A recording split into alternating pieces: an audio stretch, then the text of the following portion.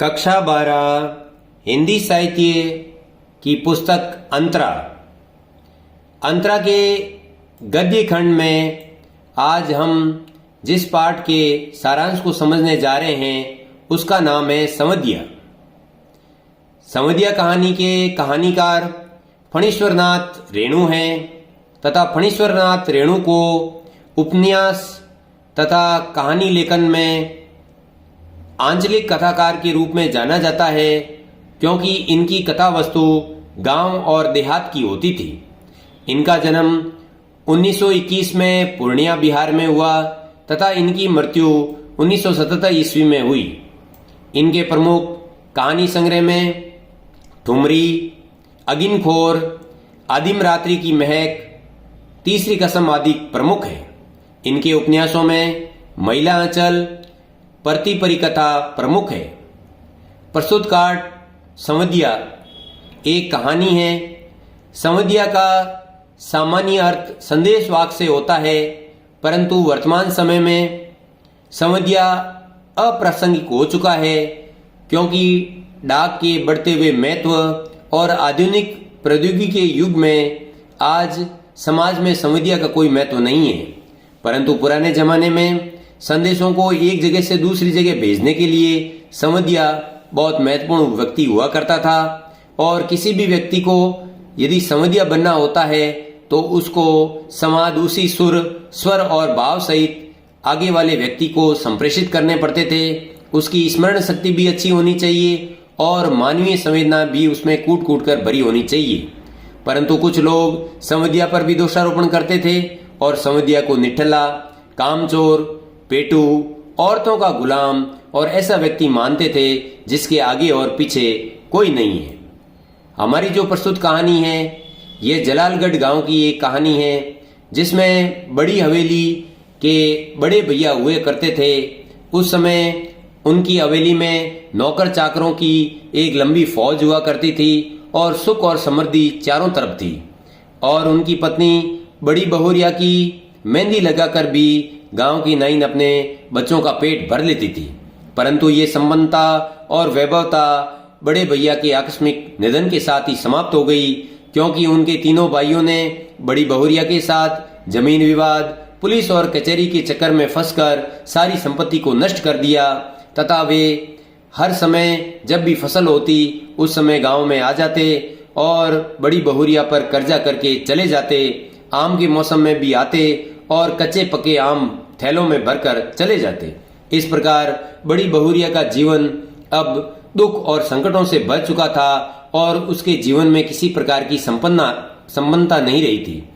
आज ऐसी स्थिति थी कि उनके घर का एकमात्र नौकर है, वो भी घर छोड़कर जा चुका है तथा बड़ी बहुरिया स्वयं सूपा लेकर अनाज साफ कर रही है। इसी बीच वह संवदिया हर गोविंद को बुलाती है, परंतु इस बीच मोदियन बुढ़िया वसूली के लिए आ टपकती है।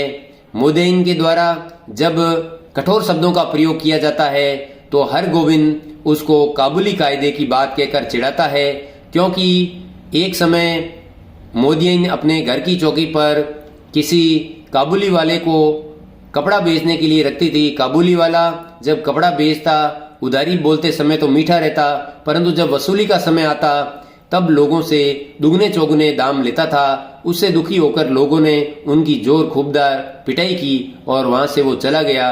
तब से मोदियन को काबुली कायदा सुनते ही वह आग बबूला हो जाती थी। जब मोदियन वहां से चली जाती है तब बड़ी बहुरिया हर गोविंद को अपना संदेश सुनाती है और कहती है कि तुझे मेरे पिहर बीऊपुर जाना होगा और वहां जाकर तुम मेरी माँ को मेरा ये संदेशा देना।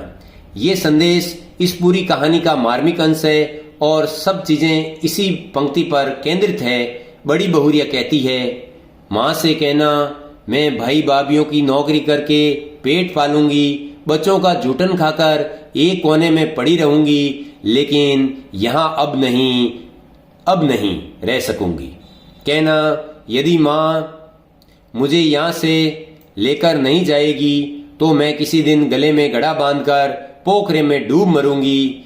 बथुआ साग खाकर कब तक जीऊं, किस लिए जीऊं, किसके लिए जीऊं।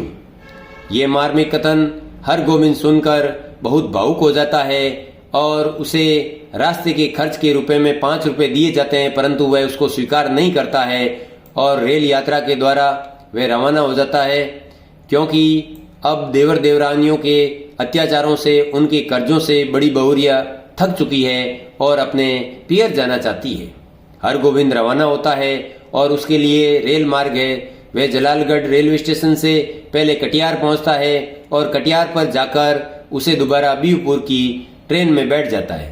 वह बीहपुर तो अवश्य पहुंच जाता है, परंतु बड़ी बहुरिया के द्वारा कहे गए संवाद को बार बार अपने मन स्मृति में लाता है और बीहपुर जाकर भी उसे नहीं कह पाता है। वह वहां पर जलपान ग्रहण करता है, परंतु भोजन नहीं खा पाता है, क्योंकि जैसे ही भोजन में अलग अलग व्यंजन साग पूरी आती है तो उसके चेहरे के सामने बड़ी बहुरिया का रोता हुआ चेहरा और बथुआ का साग खाता हुआ दृश्य दिखाई देता है, तो वह भोजन खाना भी छोड़ देता है। इस प्रकार उसे पूरी रात्रि नींद नहीं आती है और वह सोचता है कि मैं सुबह ये समाज सुना दूंगा, परंतु सुबह भी ये समाज नहीं सुना पाता है और वापस वह जलालगढ़ के लिए रवाना हो जाता है। परंतु अब उसके पास इतने पैसे नहीं है और वह कटियार पर तक ही पहुंच सकता है। वहां से 10 मील का उसे पैदल रास्ता तय करना है और बड़ी बहुरिया की माँ ने अपनी बेटी के लिए चूड़ा भात भेजा है, परंतु वह उसकी भेंट और उपहार समझकर उसको नहीं खाता है और भूखा प्यासा चलता रहता है और अंत में कब बेहोश होकर गिर जाता है उसे पता नहीं चलता है। जब उसे होश आता है तो उसे पता चलता है कि वह बड़ी बहुरिया के पास पहुंच चुका है। तब वो बड़ी बहुरिया के सामने गिड़गिड़ाता है कि तुम हमारे गांव की लक्ष्मी हो, मैं कमाऊंगा, मैं तुम्हारा बेटा हूं, परंतु तुम गांव को छोड़कर मत जाओ। बड़ी बहुरिया भी अपनी गलती का एहसास कर चुकी होती है और वह भी संवाद देने के बाद यही सोचती है कि हरगोविंद को ये संवाद उसके पीहर में जाकर नहीं कहना चाहिए। इस प्रकार ये गांव देहात की एक मार्मिक कहानी पूर्ण हो जाती है। धन्यवाद।